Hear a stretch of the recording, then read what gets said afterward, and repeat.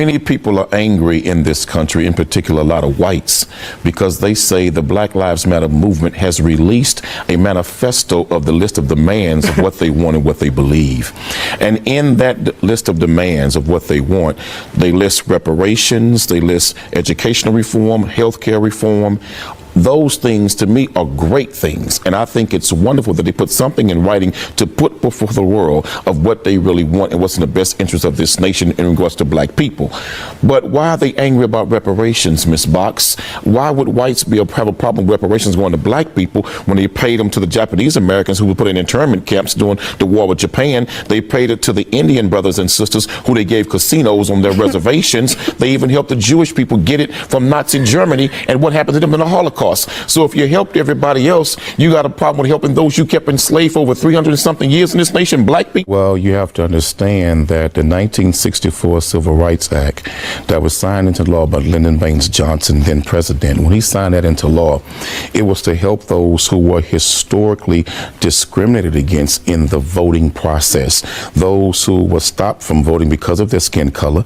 And then they had certain laws on the books called race codes that certain blacks, not all blacks in the South, had to pass certain examinations and tests before they could even have a right to vote. The problem with white people in Dallas filing that lawsuit, white people do not have a documented history of historically being disadvantaged in the election and the voting process. There's a video going around on social media that's gone viral of a Caucasian white lady calling the police on an 8-year-old black child selling water on the corner of her neighborhood, Hiller Street. And the white lady does not like the fact the young girl is an entrepreneur and selling water on the corner. She goes behind a little barrier, a little curve, and she ducks down and she's calling 911, the police, on a child selling water. I really have to ask you a question because you sympathize with those type of people.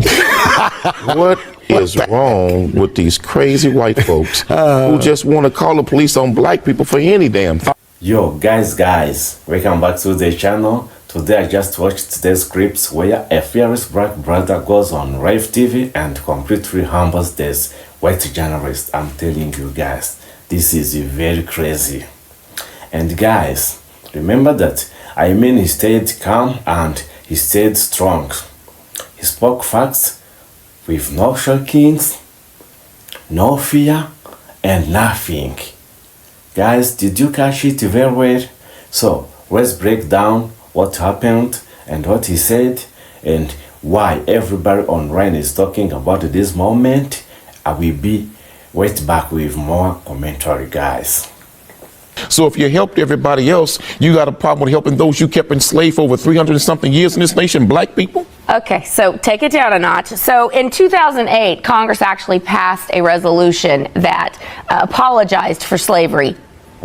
Blanket apology. But race hustlers like in the Black Lives Matter movement, like Jesse, like Al, like ex-Barack Obama, the ultimate race hustler, they don't want things to change. They like the angst. They like things being ginned up. In the past 7.5 years, race relations have dramatically gotten worse in this country because of this leadership. And the bottom line is Black Lives Matter, DeRay McKeeson with his stay woke, looking like he's Jesus Christ being crucified. Give me a break. They are getting rich off the backs of leftists and off the backs of the black community. Ms. Box, let me say this to you. We as black people don't need an apology in this nation. What we need is what was promised to us. They promised us after slavery 40 acres and a mule. We never got it. That's actually not true. No, we were promised that. And you know, hold on, one second. After Lincoln pretty much destroyed that. But we were promised that, and we never got it. So that promise went unfulfilled to this very day.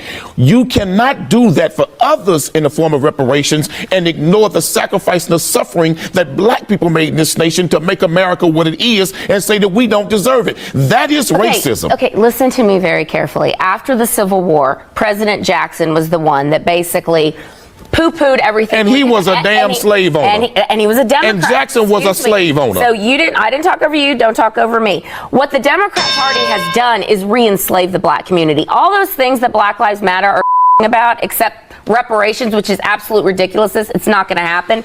Education, healthcare, housing, all these things. Ms. Box, these are all urban problems that are in the hands of Democrats. Slavery never ended in America. That is, okay. It never ended. Let me say this. Physical bondage ended, but political slavery, financial slavery, educational slavery, healthcare slavery, all of that never ended to this day in America for black people. When are race hustlers going to stop and say, okay, we're not in chains anymore. America welcomes us. This is a land of opportunity. We will say that with the same day you all write that check to black people called reparations for what we deserve. You mean all you wrote it to others, you sure as hell should write it to us. All reparations is redistribution of wealth, another liberal scheme. But you're only redistributing what you stole. Okay. So what's wrong with sharing and giving back for what you stole? You know what? I want you to talk to black people who have successfully gotten out of the bondage, as you call it, and you call them slaves, Cornell. A few select Negroes does not represent the suffering masses who are still there. They're all Uncle Toms. No, Black Lives Matter is a terrorist organization. They continue to prove it. And they've killed nobody. That's crazy as hell. Their rhetoric has. White people, and I know people are going to be shocked, but I do think, and I think you know this, over the next 5 or 10 years, it's going to become part of the conversation as the number of white people start to shrink versus the expansion of minorities, Hispanics, African Americans, Asians, folks from the Middle East, whatever. That white folks are going to start saying, wait a second, if we become a minority, well, then why don't we have the same complaints that minorities do now? Well, you have to understand that the 1964 Civil Rights Act that was signed into law by Lyndon Baines Johnson, then president, when he signed that into law, it was to help those who were historically discriminated against in the voting process, those who were stopped from voting because of their skin color. And then they had certain laws on the books called race codes that certain blacks, not all blacks in the South, had to pass certain examinations and tests before they could even have a right to vote.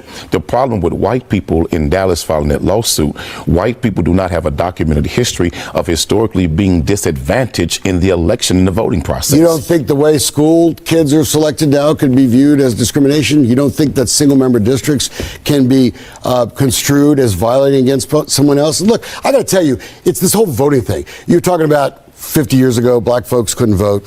Totally true, right? Totally wrong, totally hard because of the color of their skin. Well, then why are white folks in Dallas filing that lawsuit? No, answer my question. Who is stopping any black person in this country from voting? I hear about voter suppression all the time. There are many places in the South where white people feel that demographically they're now being outnumbered. They are. And so what they're doing, they are suppressing minority votes, because if they don't suppress them, the minorities will outvote them, and whites will now be today what they soon are becoming, the minority. And voting wise, minorities will control the electoral process in America. Let me ask you one question. And look, I'm not that guy, but why wouldn't it be fair for white people to have the same ethnic or racial argument that black folk or Hispanic folks? Look, I don't believe race should be part of anything. I don't believe race should be part of anything. Let me tell you why. Because white folk don't have a history of being lynched going to the voting polls. This is payback. White folks don't have a history of their churches being bombed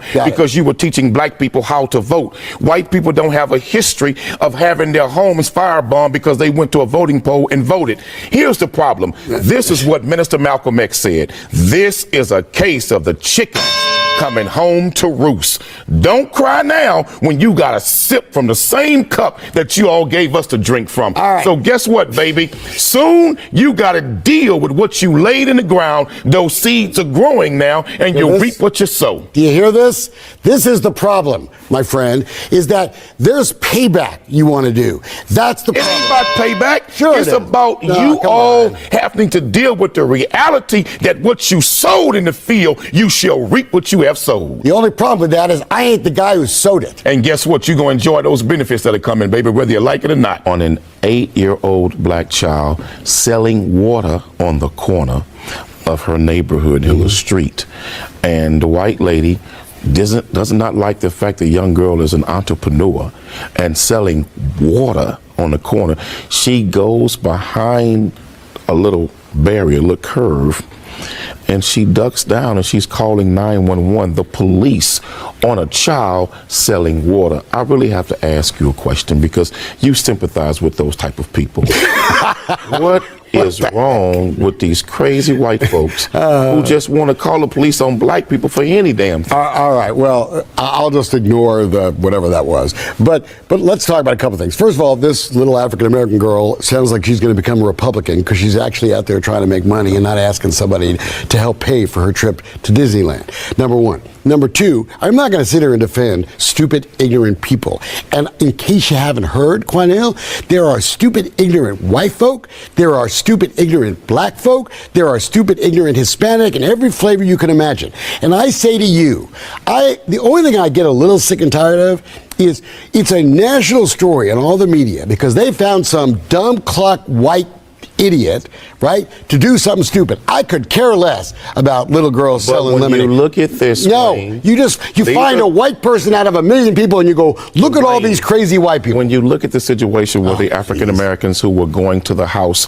to look at some real estate property, they were called on by educated white neighbors who lived in that neighborhood. That was an affluent neighborhood. School doesn't make you educated. This wasn't the backward raised people. No, school does not make you educated. The white lady who was calling the cops on the brothers in the park barbecuing, she was an educated professor. So you found now this same white lady who called on this child selling water, she is also an educated doctor. Okay. Something is wrong there when the most highly educated of white folk are calling the police on black people for just enjoying life and doing what other white folk do every day, all day. You know what's wrong? Educated white folk are calling the cops on black people for nothing. You know what's wrong? Because there are so few real racist idiots out there, a handful, a couple of hundred here and there. You got to get a couple hundred people at a Klan rally and you guys think the whole world is going crazy. The reality is, I love you. If people like you continue to make everything like we're all a bunch of crazy racists, Wayne, we are going to be destroyed. It's exactly the opposite. Black people got to understand that these not folks in the backwoods of Mississippi calling the cops. These are educated white folks. Yeah, and there's no black racists out there. And there's no Hispanic that tells you that them Klan robes are not please. just people who are snagger-tooth in the trailer park. These are educated white folk doing this. Anyways, guys, so you can already feel the energy.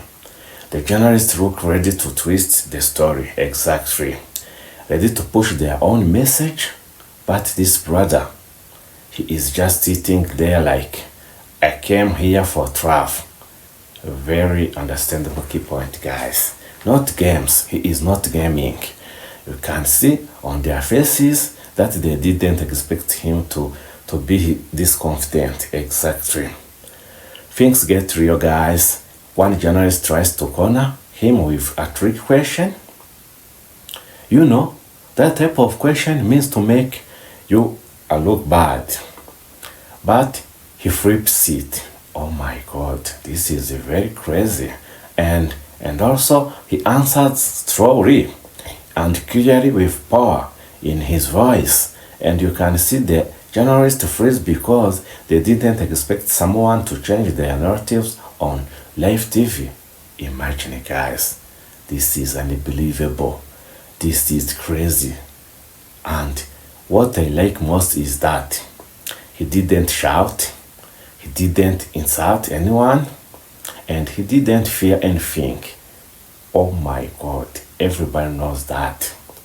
He used simple facts, he used calm energy, and he used truth. Exactly. Guys, sometimes you humble people not by shoutings, but by staying real. This is a very understandable key point, guys. And that's exactly what he did. He made the journalist looks unprepared. Imagine, guys. Journalist looks unprepared. I can repeat it. And then you see a panic. You see one journalist looking at the other like, bro, what do we say now? Very interesting question. They try to interrupt him. They try to change the topic. They try to make him look emotional. Imagine, guys, this is very crazy. But he stays cool as a great man. This moment right here is what shocked people online, exactly. Because when someone can't control the conversation anymore, they start to panic. Exactly. This is one word everybody knows. There is that one party. If you watched the clips, you know exactly what I'm talking about. Exactly, guys. And where he says something so simple but so powerful that the whole studio goes silent. Imagine, guys, the whole studio goes silent. Oh my God, this is crazy. That silence, that's the sound of someone getting humbled on live TV. Guys, first one, no comeback. The second one, no argument. The third one, just trough only. So guys, why is this trending? It's trending because people are tired of black voice being talked over. Exactly. People are very tired. People are very tired of journalists acting like know everything. Exactly. And people are tired of fake narratives. This is what I mean. This moment shows that when you know what you are talking about, nobody can shake you. Oh my God, guys, did you catch it very well? This is a very understandable key point. That's why the internet is celebrating this brother. He stood his ground in a space where most people get pressured or silenced. Imagine. Guys, this is very crazy. For me, this scripts is reminds that sometimes you don't need to shout to win. You don't need to fight. You just need to speak truth with confidence. Exactly. Truth with confidence is required, guys. And that's what humbled those journalists today. And guys, let me know in the comment, who do you think was right? Very interesting question to answer, guys. And did this brother handle the situation in the right way? Another interesting question to answer or to respond. Alright, guys, like, comment, and subscribe for more reaction content. Let's keep going, and bye.